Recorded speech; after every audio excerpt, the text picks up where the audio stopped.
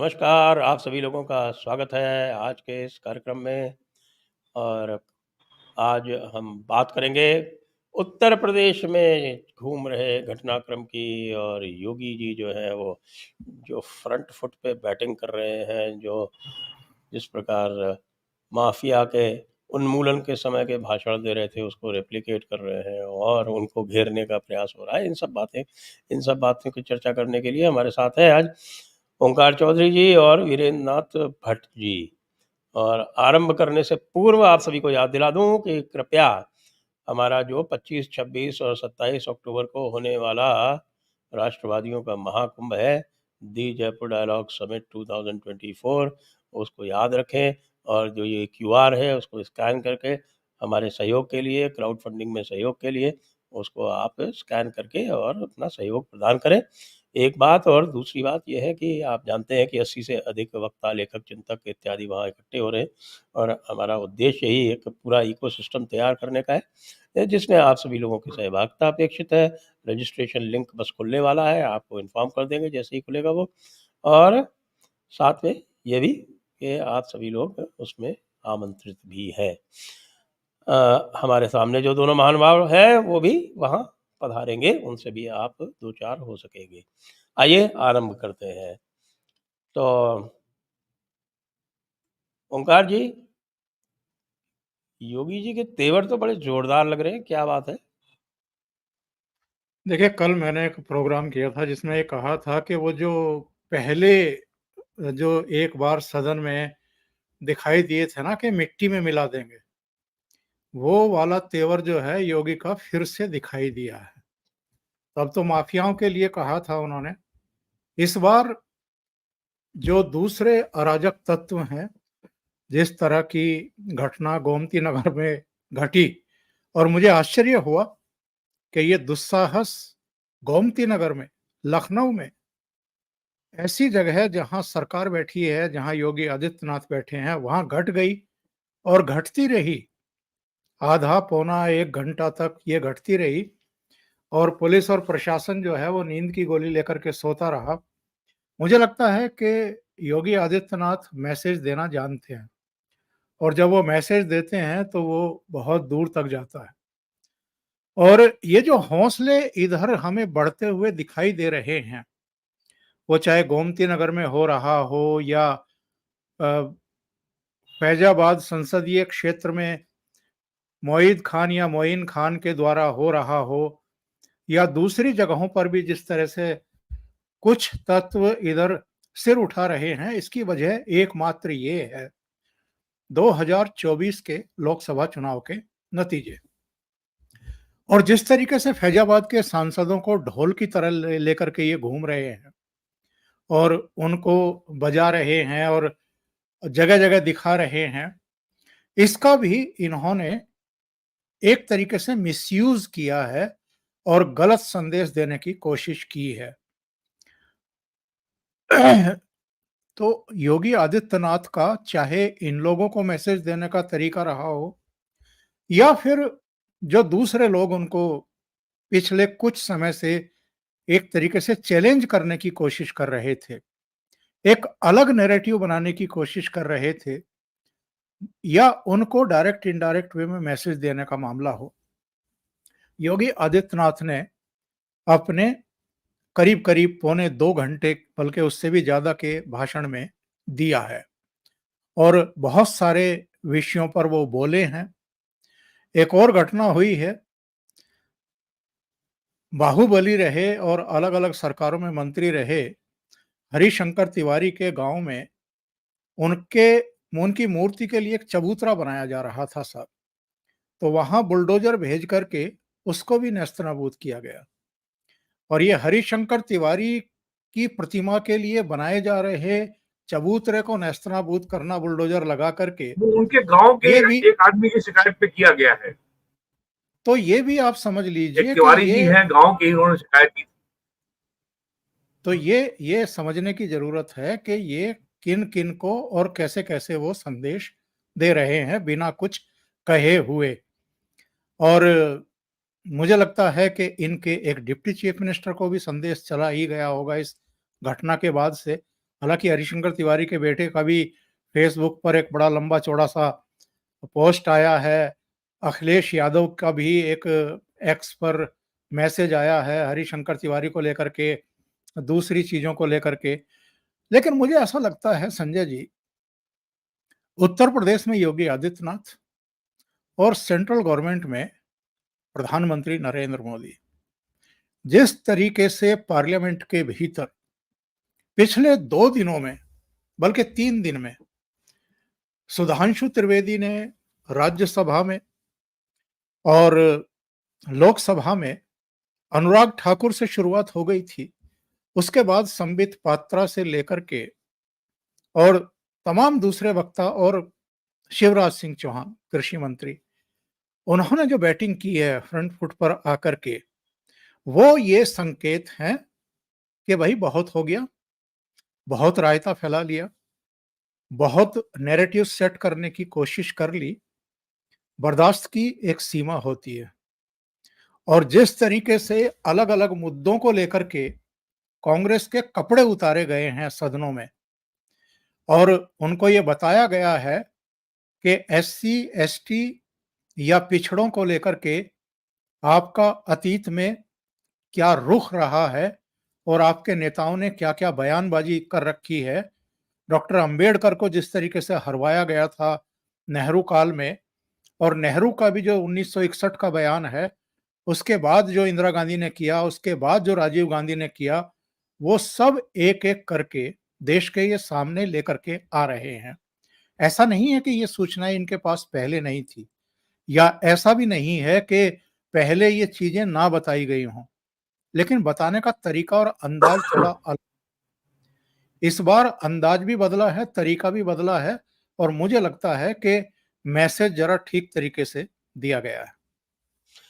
अब वीरेंद्रनाथ भट्ट जी, आपसे मैं ये पूछूंगा कि कल जो एक बात कही हुई योगी आदित्यनाथ ने सदन में, और वो ये कही कि भाई मैं यहाँ नौकरी करने नहीं आया हूँ और इससे अधिक प्रतिष्ठा तो मुझे मेरे मठ में मिल जाती है, मैं यहाँ प्रतिष्ठा के लिए भी नहीं आया हूँ। इसके ऊपर अखिलेश यादव ने भी आज तंज कसा है, तो ये किसको सुनाने के लिए कहा गया था? देखिए साहब, ऐसा है, एक तो जो सबसे स्वाभाविक जो रिएक्शन आया है योगी जी के भाषण को, लोग जो जो बीजेपी में तात्कालिक सो कॉल्ड उठा पटक के संदर्भ में ही देख रहे हैं। लेकिन मेरा मानना है कि ये पूर्णतः उचित दृष्टिकोण नहीं है, ये पूर्णतः ठीक बात नहीं है। ये केवल बीजेपी का संदर्भ नहीं है। ये बात सही है कि अब बहुत सारे ऐसे सवाल हैं जो बीजेपी सेंट्रल लीडरशिप और योगी के बीच में ऐसे हैं, ऐसे इश्यूज जिनका जवाब आना बाकी है। मेरा मानना है कि बीजेपी योगी आदित्यनाथ वही बोले जो जून 4 के बाद जो सनातन हिंदू का जो वर्ग निराश होकर बैठा हुआ था, वो जो सुनना चाहता था वही बोले हैं। और मैं तो ये कहूंगा कि 1996 में जब अटल बिहारी वाजपेयी की जो सरकार बनी थी 13 दिन की, जो अटल जी जो तब बोले थे, कुछ कुछ मुझे वही टोन टेनर नजर आया। और योगी जी ने ये केवल यूपी के विधानसभा को एड्रेस नहीं किया, केवल विधायकों को एड्रेस नहीं किया, he was addressing A greater Hindu constituency across the country. ये उन्होंने किया। और जो बात उन्होंने कही कि मैं यहाँ नौकरी करने नहीं आया, तो वो केशव मौर्य को एड्रेस नहीं कर रहे थे। केशव मौर्य इतने बड़े नेता नहीं है कि योगी जी उनको जवाब दें, या ना ही वो अखिलेश यादव इतने बड़े नेता है कि वो उनको जवाब दें, ना ही बीजेपी में कोई इतनी बड़ी इन फाइटिंग कोई समस्या है कि वो जो है अपनी मर्यादा की सीमा को लांघे, इसके बारे में जागे। आई थिंक ये it had a larger message कि भाई देखिए कि वो व्यक्ति 18-19 साल एमपी रहा, लेकिन कभी ना अटल जी की सरकार में ना मोदी की सरकार में कभी उनका नाम कंसीडर नहीं हुआ मंत्री बनाने के लिए। तो 2017 तक उनके 19 साल पूरे हो गए थे as a member of parliament. तो मेरा मानना है कि ये बात जो योगी ने कही, ये उनकी आध्यात्मिक शक्ति का प्रतीक है जो उन्होंने बोला। और ये सही है कि बीजेपी के रैंक एंड फाइल में ये जो एनर्जी ड्रिंक का इसने काम किया है, it has acted like a steroid for the BJP rank and file, जो कि सोशल मीडिया में भी दिखाई पड़ रहा है। लेकिन आज मैंने कुछ समय वहां भी गुजारा बीजेपी के दफ्तर में, तो कुछ जो है कुछ जो है उलझन भरी मुस्कान, कुछ चेहरे पे उलझन और कुछ अनिश्चय की स्थिति, क्या बोले क्या ना बोले। तो ये भाव सभी नेताओं के चेहरे पर था। और मेरा बहुत स्पष्ट कहना है कि जब अगर ये नेता आरोप लगाते हैं कि अफसर हमारी सुनवाई नहीं करते हैं, जब बीजेपी ने हृदय से होल हार्टेडली योगी को अपना नहीं माना है और उनके पास कोई पॉलिटिकल टीम नहीं है, तो कोई मुख्यमंत्री क्या करेगा सिवाय ब्यूरोक्रेसी पे रिलाई करने के, ब्यूरोक्रेसी पे भरोसा करने के। और जब ब्यूरोक्रेट देख रहे हैं कि ये जितने मंत्री हैं और जितने पॉलिटिकल लीडर हैं, ये है बात तो करते हैं संगठन की, लेकिन ये मुख्यमंत्री के किसी भी एजेंडा को, किसी भी काम को जनता के बीच में आगे नहीं बढ़ाते। और जब ये नेता, अच्छा, और नाटक इतना ज्यादा होता है पिछले 7 साल से, कोई भी मंत्री अगर असेंबली में खड़ा होता है और विधान परिषद में खड़ा होता है, तो अपना जैसे कि पाकिस्तान के पैनलिस्ट जब आते हैं टीवी पे बोलने, तो पहले बोलते बिस्मिल्लाह रहमानुर रहीम। वैसे ही बीजेपी के सारे मंत्री बोलते हैं माननीय योगी जी के कुशल नेतृत्व में। ऐसे ही लोकसभा में बोला जाता है माननीय मोदी जी के। तो ये सारी बातें तो होती हैं, लिप सर्विस तो होती है, लेकिन अभी भी योगी जी सहज रूप से भारतीय जनता पार्टी के रूप में, क्या नेता के रूप में स्वीकार है नेताओं को? मैं कहता हूं नहीं है। आज भी भारतीय जनता पार्टी के कार्यालय में बैठ करके आप अगर बीजेपी के नेताओं के सामने कुछ अगर बहुत सकारात्मक बात करिए योगी जी के बारे में, तो आपको टेढ़ी निगाह से देखा जाता है, ये कौन आदमी है, पहले पता करो ये ठाकुर तो नहीं है। तो ये सब चीजें अभी चल रही हैं। तो ये सब अभी चल रहा है बीजेपी में, और बीजेपी को ये बहुत जल्दी तय करना होगा कि whether you decide whether Yogi is one of your own or he is on deputation, या आए हैं और हमने एक पर्टिकुलर पर्पस के लिए, एक पॉलिटिकल कॉन्टेक्स्ट के लिए, अयोध्या के लिए इनको हमने मंत्री बना दिया, इनको मुख्यमंत्री बना दिया था, और अब now that task is over, और हम किसी और को तलाश रहे हैं। तो ये चीजें अभी भ्रम बना हुआ है, और योगी जी ने स्वयं से लीड ली है। उन्होंने 7 जुलाई से लेकर 26 जुलाई के बीच में 18-19 दिन लगातार 18 मंडलों में सारे विधायकों की, सांसदों की, हारे हुए सांसदों की, उम्मीदवारों की, सबकी बैठक की। 3-3 घंटे बैठक चली, सबकी बात ध्यान से सुना, और अब जो है विधायकों के चेहरे पे काफी जो है संतोष और इत्मीनान का भाव है। वो लोग कह रहे हैं कि हाँ, हमारी सुनवाई हो रही है। तो उन्होंने कमेटी बना दी है 10 विधानसभा क्षेत्रों में जहां उपचुनाव होना है। 3 मंत्री जाएंगे और वो लगातार सी मॉनिटरिंग कर रहे हैं। तो इस सब का क्या परिणाम निकलेगा? क्या योगी जी सहज नेता होंगे? क्योंकि अभी भी बीजेपी के संगठन के मामलों में कल्याण सिंह के समय कभी ये सवाल क्यों नहीं उठा कि संगठन सरकार के ऊपर है? राजनाथ सिंह के समय कभी ये सवाल क्यों नहीं उठा कि संगठन सरकार के ऊपर है? राम प्रकाश गुप्ता के बारे में कहा जाता था ये तो भूल जाते हैं, ये तो अपने मंत्रियों के नाम भूल जाते हैं। तब भी नहीं कहा गया कि जो है गुप्ता जी जो है आप संगठन के नीचे हैं। कभी किसी अन्य राज्य में नहीं सुना मैंने, मध्य प्रदेश में, राजस्थान में, कि संगठन सरकार के ऊपर है। कभी दिल्ली में मैंने नहीं सुना कि जेपी नड्डा नरेंद्र मोदी के बॉस हैं। तो ये बात यूपी में क्यों दोहराई जाती है? इसका मतलब क्या है? ये बात यूपी में क्यों दोहराई जाती है? ये बात क्या योगी जी को बीजेपी के अंदर जो उनकी वास्तविक स्थिति है, या कोई, या जो वो कौन सा है, वो बिग डैडी कौन सा वो शो होता है जिसमें गेस्ट बुलाए जाते हैं, जो 4-5 दिन रहते, टीवी सीरियल चलता है, वो बिग बॉस या क्या होता है, बिग बॉस। तो क्या योगी जी बिग बॉस के कोई गेस्ट हैं जो आपकी टीआरपी बढ़ाने के लिए आए हैं, या वो एक जो आपका जो लार्जर, जो आपका संघ परिवार का या आरएसएस का जो सांस्कृतिक पुनर्जागरण का, चरित्र निर्माण का, राष्ट्र निर्माण का जो आपका एजेंडा है, जो लार्जर एजेंडा है, क्या उसके लिए आए हैं? तो संघ के लोग तो मिलते हैं, दत्तात्रेय होसबोले आएंगे, वो भी मिलेंगे, पीएस संतोष भी मिलेंगे, अरुण जी भी मिलेंगे, they don't have any complaint. लेकिन भारतीय जनता पार्टी में अभी भी योगी आदित्यनाथ की जो सहज स्वीकृति है, जो सहज भाव के नेता हैं, वो भाव अभी भी नहीं आया है। और अगर ये भाव 27 के पहले, एक साल पहले तक नहीं आएगा, तो भारतीय जनता पार्टी के लिए 2027 की स्थितियां बहुत कठिन होंगी। और ये जो नया बिल अब जो अभी विवाद पैदा हुआ है नजूल का, ये भी इसी का ही एक उदाहरण है कि बीजेपी के पास विधानसभा में, विधान परिषद में प्रचंड बहुमत है और विधानसभा में बिल पास हो गया। मैंने जीवन में पहली बार देखा कि रूलिंग पार्टी के एमएलए जो है ही इस बिल का विरोध कर रहे थे। हालांकि 1988 में जब एनडी तिवारी चीफ मिनिस्टर थे तो उर्दू को दूसरी भाषा प्रदान करने का विधेयक का दर्जा देने का विधेयक आया था। तब प्रोफेसर वासुदेव सिंह जो प्रतापगढ़ के समाजवादी थे और जिनका नाम प्रोफेसर लोहिया ने रखा था, उन्होंने खड़े होकर के कहा कि भैया संविधान में ये व्यवस्था है कि यदि एक भाषा के बोलने वालों की आबादी में अगर इतना संख्या हो तभी कोई भाषा दूसरी राजभाषा हो सकती है। उन्होंने बिल का विरोध किया था, लेकिन किसी तरीके से उसको एनडी तिवारी ने पास करवा लिया। उसके अलावा दूसरी घटना है कि 1987 में वीपी सिंह जो है राजीव गांधी से बगावत कर चुके थे। मुलायम सिंह यादव लीडर अपोजिशन थे और वीर बहादुर सिंह के खिलाफ अविश्वास प्रस्ताव आया। मुलायम सिंह ने अपने भाषण में केवल आलोचना शुरू कर दिया वीपी सिंह की, तो प्रोफेसर साहब खड़े हुए बोले, ये अविश्वास प्रस्ताव है या विश्वास प्रस्ताव है, ये तो नूरा कुश्ती हो रही है। तो यूपी की पॉलिटिकल वोकैबुलरी में नूरा कुश्ती शब्द प्रोफेसर वासुदेव सिंह ने का ही दिया हुआ है। तो आज अपने टॉपिक पे रहे साहब, नजरुल वाली बात बाद में कर लेंगे। जी, तो ये जो हुआ और विधान परिषद में 100 मेंबर के हाउस में बीजेपी के 87 मेंबर हैं, 13 समाजवादी पार्टी के हैं। आखिरकार ऐसी क्या मजबूरी आ गई कि आखिरी मौके पे बीजेपी को ये निर्णय करना पड़ा कि हम सेनेट कमेटी को बिल भेज रहे हैं। यूपी में कभी ऐसा नहीं हुआ। इसकी बात आगे कर लेंगे वीरेंद्र नाथ जी। थोड़ा पहले ये जो विषय हमने जो छेड़ा था उसको पहले पूरा कर लेते हैं, उसके बाद फिर इसमें चलेंगे।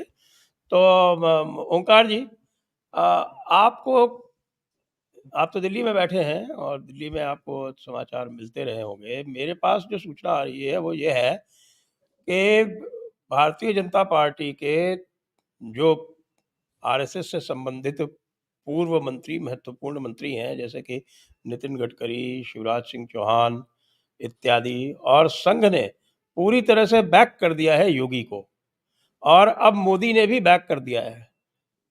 और अब केवल जो नंबर 2 साहब हैं वो जो है वो अलग थलग पड़ गए हैं। आपके पास क्या सूचना है? ऐसी बात मेरे सूत्रों ने बताई है। आपकी सूचना 100% सही है ये संजय जी।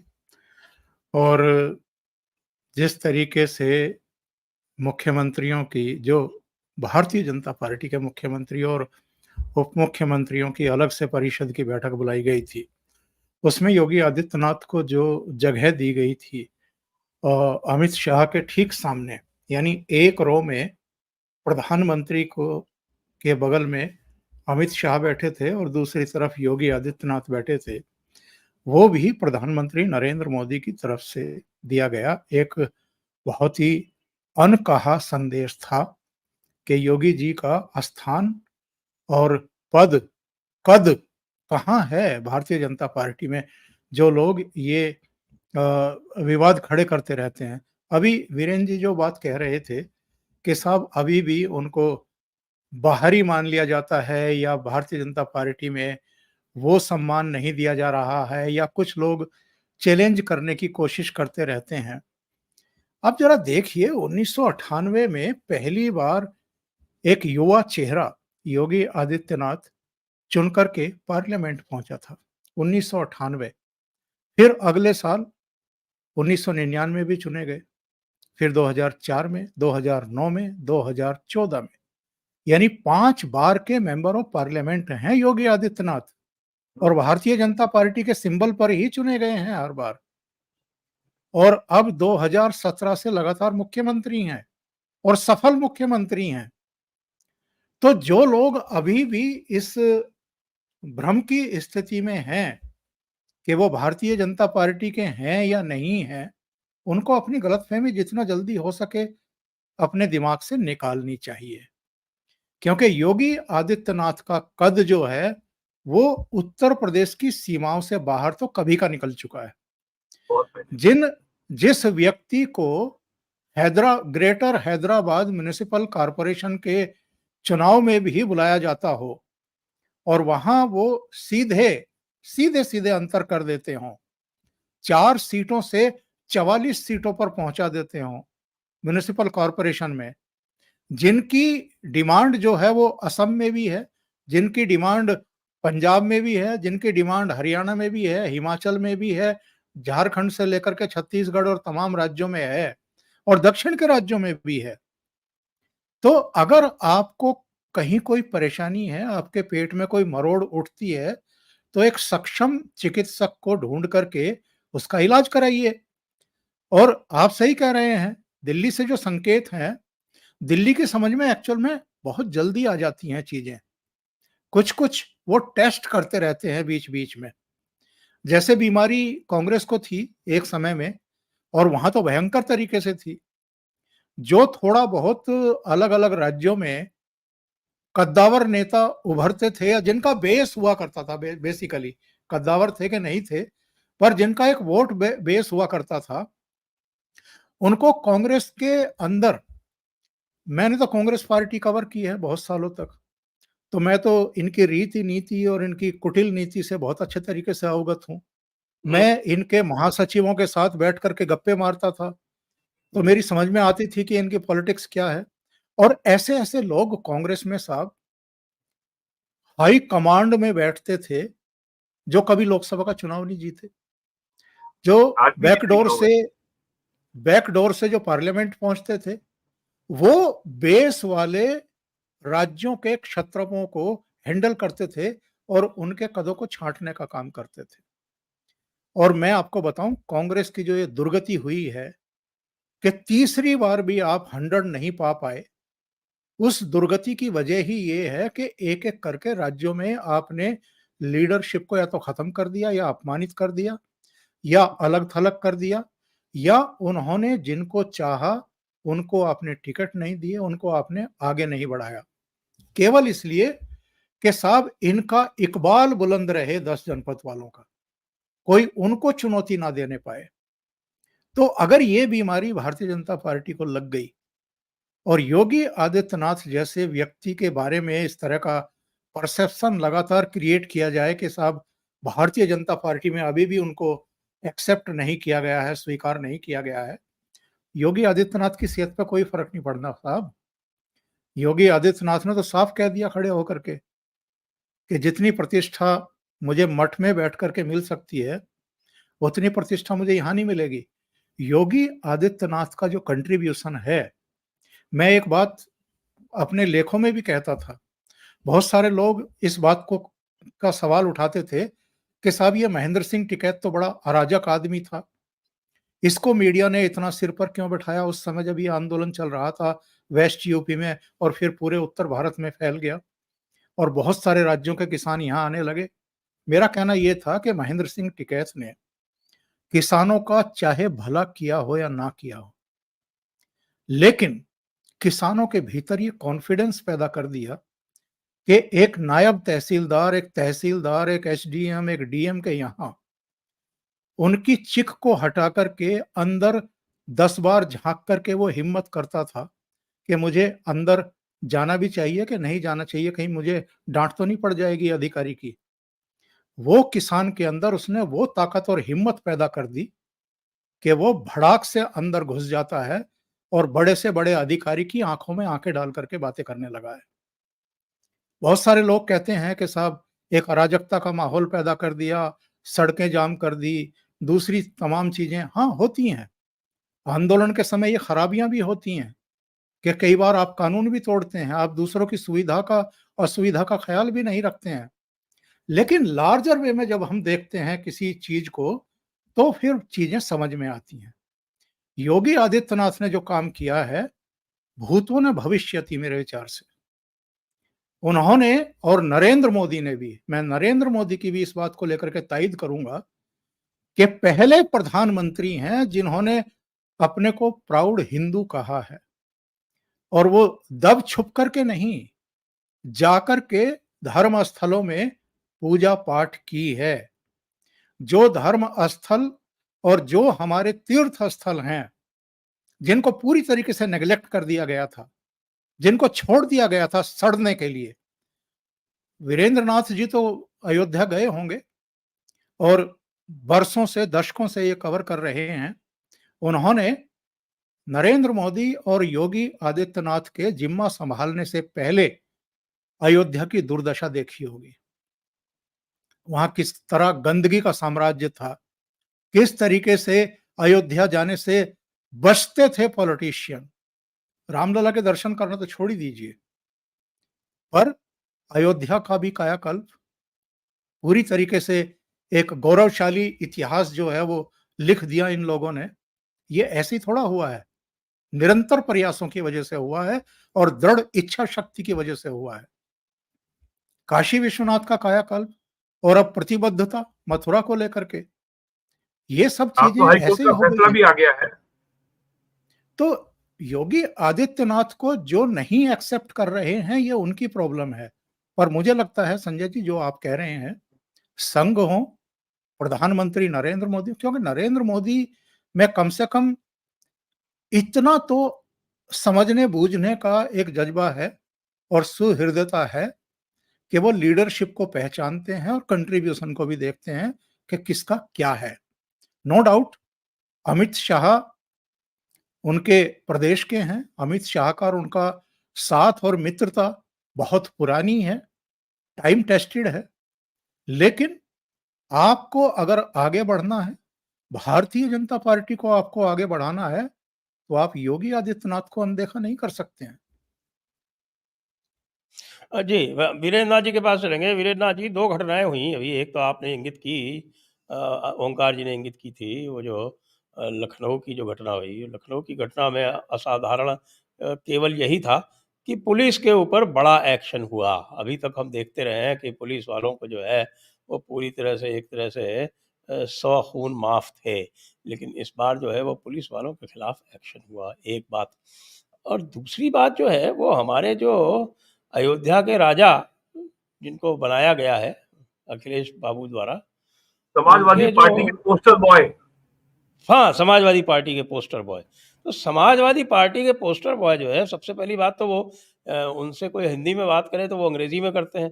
हाँ, ऐसा आई काम एम तो नॉट मुझे अवेयर, लगता आई है, एम नॉट अवेयर।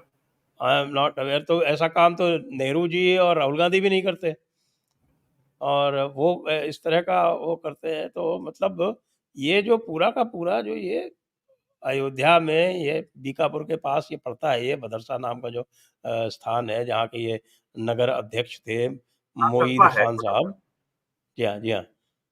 तो इनके और अयोध्या के राजा पोस्टर बॉय के साथ का ये जो घटना हुई है, इसका क्या इम्पैक्ट पड़ रहा है? क्योंकि अखिलेश जी के आज का जवाब, आज के जो बयान थे, वो बड़े उलझे-उलझे से और विचित्र-विचित्र से आ रहे थे। ऐसा लग रहा था कि वो जो है वो स्वयं काफ़ी दुविधा में दिख रहे थे हाँ, और उन्होंने कुछ बता रहे किया थे। कि वो कि गुस्सा दिल्ली में है, निकाल कहीं और रहे, ऐसा कुछ जी हाँ, दिखाया जी हाँ, उन्होंने जी हाँ। अपने जी, जी, अपडेटेड जी, में।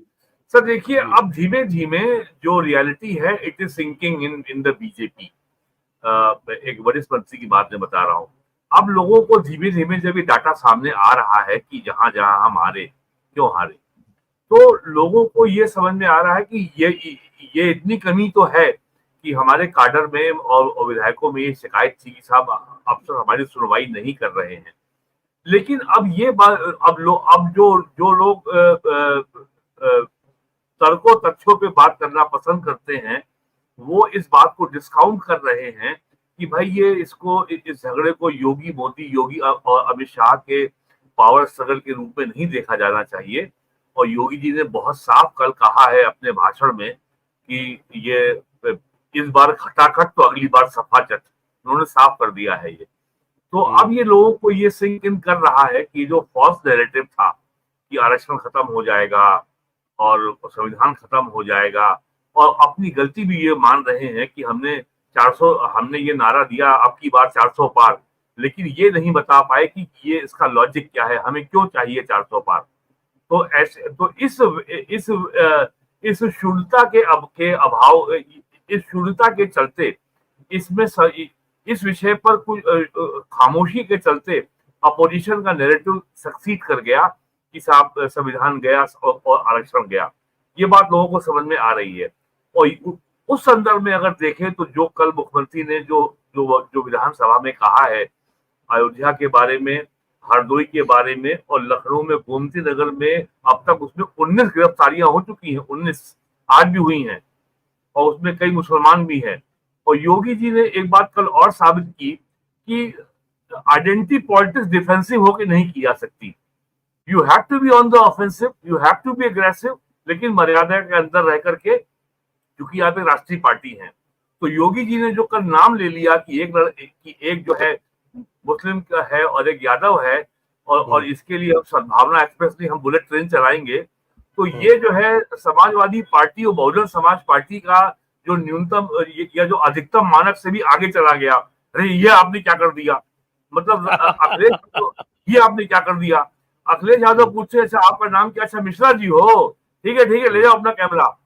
लेकिन अगर अनुराग ठाकुर बोल रहे हैं कि राहुल गांधी आपकी जात क्या है, तो अखिलेश जी इतना भड़क गए, आप जात कैसे पूछ सकते हैं। और अखिलेश यादव जाति पूछने का काम 2012 से कर रहे हैं, और 2017 में विधानसभा का चुनाव था, वो सैफई एयरपोर्ट पे उतरे, एक बड़े हिंदी चैनल का रिपोर्टर उनके पास गया, बोले तुम्हारे यहाँ के तो लोग उससे आगे मिलते हैं, उससे नाम पूछा, उसने कहा दिलशाद, तो एकदम से उनकी पूछ अंदर हो गई, अच्छा आइए। दिलशाद सुनते ही सारा गुस्सा उनका शांत हो गया। तो ये तो खुलेआम कर चुके हैं। तो अब जो है धीमे धीमे योगी जी के भाषण से अब ये माहौल बन रहा है कि भाई देखो, अब निराशा के भाव से बाहर निकलो, और अब जो है तथ्यों पे जाओ, और अब अगली लड़ाई की तैयारी करो। और अगली लड़ाई सामने खड़ी है, 2 महीने के अंदर 10 विधानसभा सीटों का चुनाव है। और जिस तरीके से समाजवादी पार्टी और अवधेश प्रसाद उनके पोस्टर बॉय 2 दिन से खामोश है। कल उनका एक ही बयान आया, आई एम नॉट अवेयर। आज उनका कोई बयान नहीं आया वेदर ही इज, अब उनको अवेयरनेस हुई कि नहीं हुई, उनको संज्ञान उन्होंने लिया कि नहीं लिया, जानकारी मिली कि नहीं मिली, ये जानकारी अभी तक नहीं आई है। तो अब जो है बीजेपी अब इससे रिकवर करेगी, इसका ये फर्क पड़ेगा योगी जी के भाषण का। और जो अपराध बोध से, अच्छा एक बात और भी है, ये जो विक्टिम कार्ड जो पॉलिटिक्स करते हैं, इसको बोलते हैं वर्चुअस विक्टिमहुड। तो समाजवादी पार्टी और बहुजन समाज पार्टी की वर्चुअस विक्टिमहुड की पॉलिटिक्स के सामने बीजेपी वाले अक्सर डिफेंसिव में आ जाते हैं। कुछ जो है उनमें अंदर ही अपराध बोध आ जाता है कि देखो हम तो गंदे वाले ब्राह्मण हैं, हमने तो हजारों साल इनके साथ अन्याय किया है। कब किया है भाई, कोई इसका कहीं कोई एंथ्रोपोलॉजिकल सोशियोलॉजिकल कोई एविडेंस है, नहीं है। तो बीजेपी इस अपराध बोध से तो अब पूरी मुक्त हो गई है कि भाई हमने कोई कमी थी, इसलिए दलित समाज के आदमी वहां जीत गया। और आज एक बात और हुई है, एनफोर्समेंट डायरेक्टरेट ने बाबू सिंह कुशवाहा की कानपुर रोड पे आज जमीन अटैच कर ली। बाबू सिंह कुशवाहा जौनपुर से सांसद निर्वाचित हुए हैं, और बाबू सिंह कुशवाहा 2007 से 12 की मायावती की सरकार में परिवार कल्याण स्वास्थ्य मंत्री थे। तो बहुत मशहूर एक नेशनल रूरल हेल्थ मिशन घोटाला हुआ था, उसमें 2 डॉक्टर, एक डॉक्टर सचान मारे गए थे, और एक डॉक्टर की हत्या जेल में हो गई थी। ये आपको याद होगा, उस समय हुआ था। सीबीआई की इंक्वायरी हुई थी, और कई साल वो जेल में रहे हैं, तो आज उनकी प्रॉपर्टी अटैच हो गई है। तो BJP is gradually coming on the offensive, और योगी जी ने कल के भाषण से ही है सेट द बॉल रोलिंग। लेकिन थोड़ा सा माहौल जो सेटबैक लगा, ये जो आपका जो नजूल बिल पे जो कंट्रोवर्सी हो गई, और खैर वो ठंडे बस्ते में चला जाएगा। तो अब उसकी कंट्रोवर्सी, वैसे तो उसको ठंडे बस्ते में जाना भी चाहिए। वैसे मैं एक बात बताऊं, आप जो कह रहे थे ना, ये सिलेक्ट कमेटी में भेजने वाला राग कम से कम पता नहीं उत्तर प्रदेश का, मुझको राजस्थान में तो इस तरह के कई सारे बिल जो हैं वो हर सेशन में जाते हैं सिलेक्ट कमेटी में। इससे यहाँ नहीं होता है ये, यहाँ पे हर सेशन की बात है ये सर, यहाँ पे सरकार का नाक का मुद्दा बन जाता है। सरकार कहती है कि ये हमारी डिफीट हो जाएगी अगर हम अपोजिशन की बात मान लेंगे और बिल को सिलेक्ट कमेटी में भेज देंगे। यहाँ नहीं होता ये। तो ये यहाँ ऐसी परंपरा नहीं है उत्तर प्रदेश में। तो ये अगर नहीं है तो ये अस्वस्थ परंपरा थी, अब स्वस्थ परंपरा पड़ गई है, मैं तो ये कहूँगा जी। तो नहीं, ये सरकार ने अपने लिए बेल आउट पैकेज निकाला है। ये सरकार ने कोई स्वस्थ परंपरा नहीं डाली है, ये सरकार का बेल आउट पैकेज है अपने लिए। तो खैर जो भी है, ये तो होता है, तो कोई विशेष बात नहीं। लेकिन मुझे कृपया थोड़ा सा जो है ये जो पोस्टर बॉय हैं इनके बारे में थोड़ा आलोकित करें। मैं इनके बारे में बहुत व्यग्रता से जानना चाहता हूँ, क्योंकि इनके कई सारे जो है, देखिए एक मिनट, इनके कई सारे वीडियो आए हैं जिसमें ये किसी रिपोर्टर का गाल सहलाते हुए दिखे थे, और वो मोहित खां के साथ इनका फोटो आया है, तो ऐसा लग रहा है मोहित खां इनकी गोद में बैठा हुआ है। ये है क्या इनके साथ में समस्या? सर ये मैं इनको 85 से जानता हूँ और ये पहली बार मंत्री बने हैं 89 में। उसके बाद जब जब सपा सरकार बनी है ये हर बार मंत्री बने हैं। 3 बार मुलायम सिंह मुख्यमंत्री बने, उसमें ये मंत्री बने। चौथी बार अखिलेश यादव मंत्री बने तो उसमें मंत्री बने।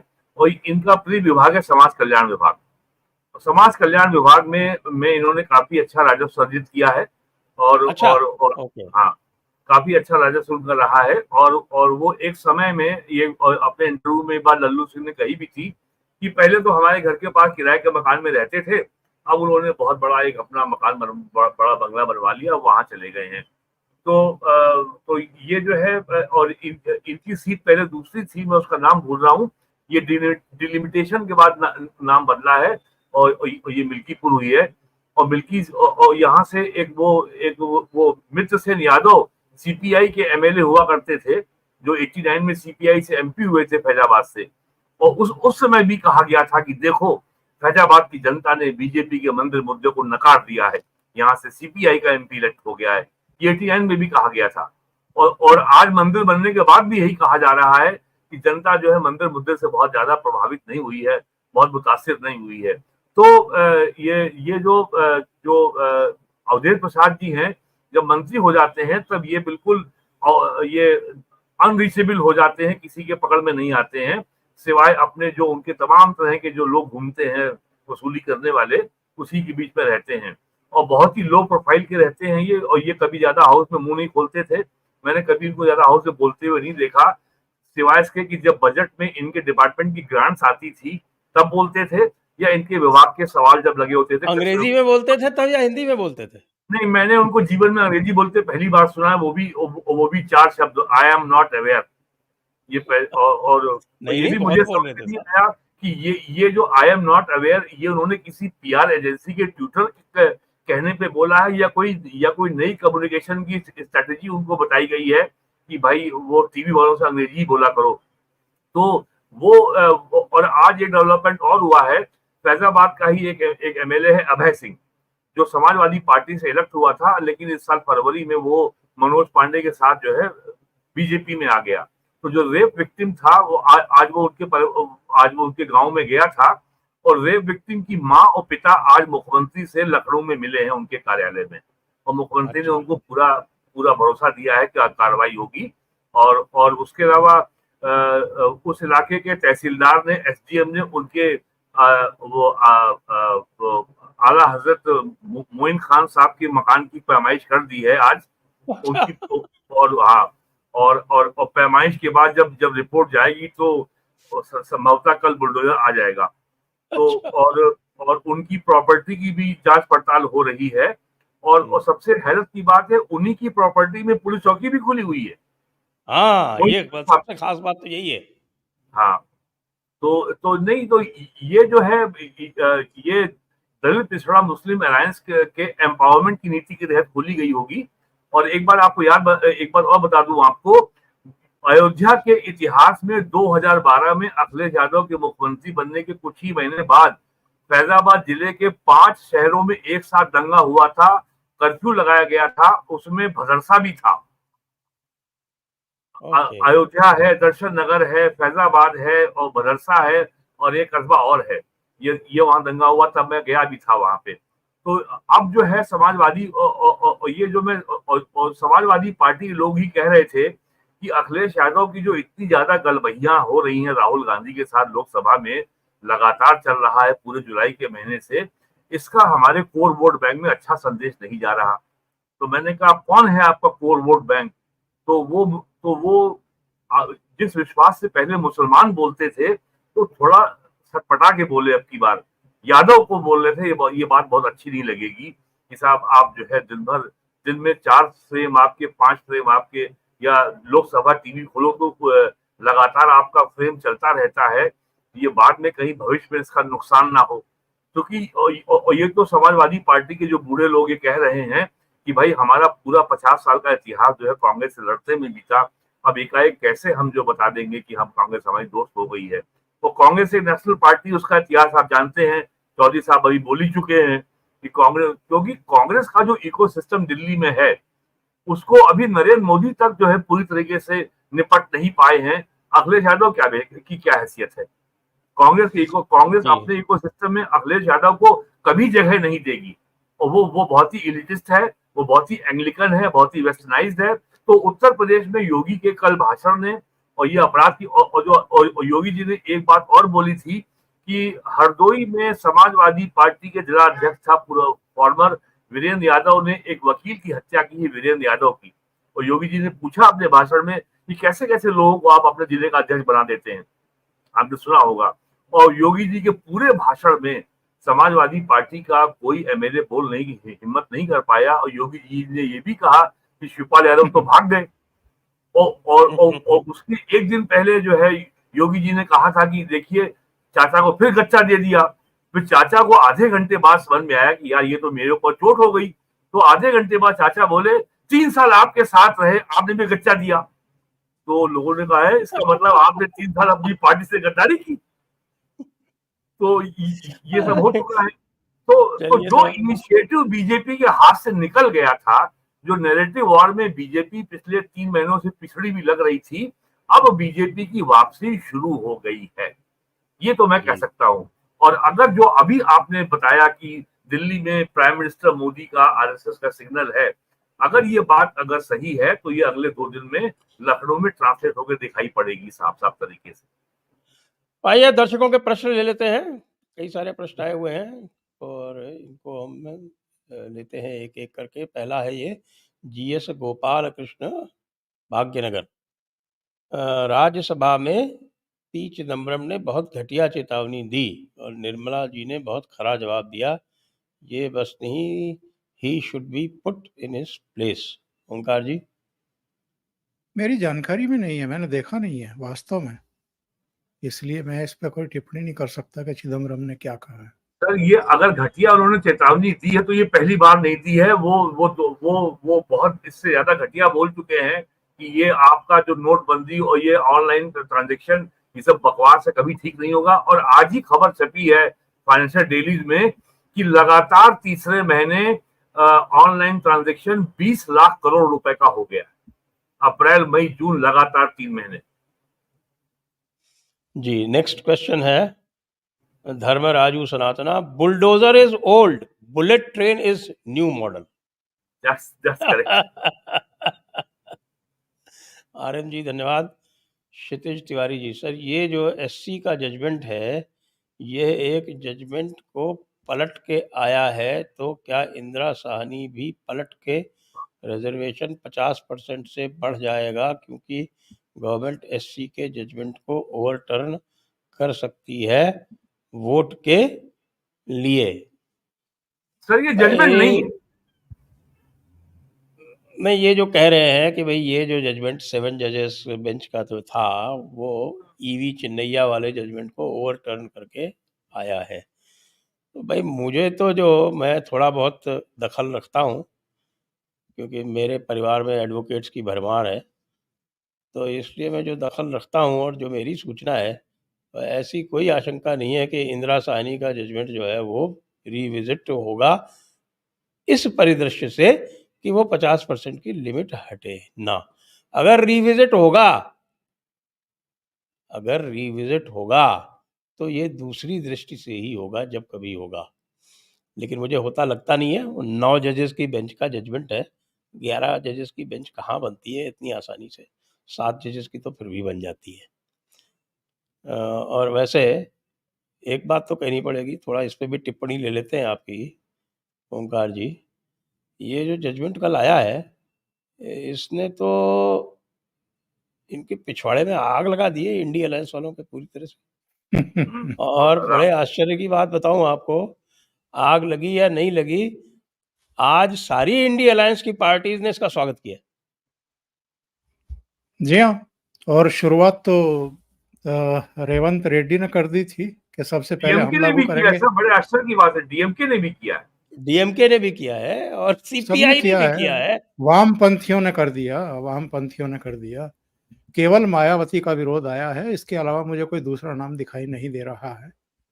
और ये निश्चित रूप से अवेटेड था संजय जी।